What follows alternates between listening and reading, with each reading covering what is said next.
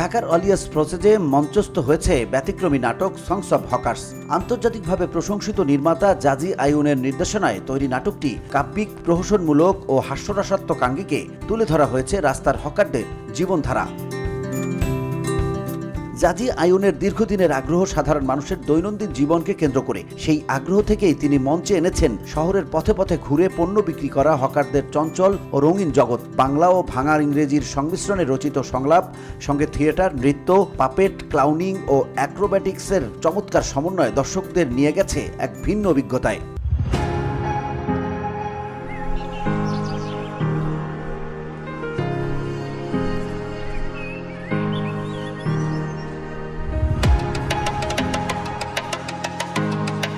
নাটকটি সাজানো হয়েছে তিনটি ছোট গল্পে: the secret, the thief rewarded ও দ্য কম্পিটিশন। প্রতিটি গল্পেই কৌতুক, ব্যঙ্গ ও অদ্ভুততার মিশেলে উঠে এসেছে পথজীবনের খুঁটিনাটি। মঞ্চে রয়েছে ইমাম হোসেন, এম.এস. রানা, পি.কে. ফজল ও সুরাইয়া টিমৌ।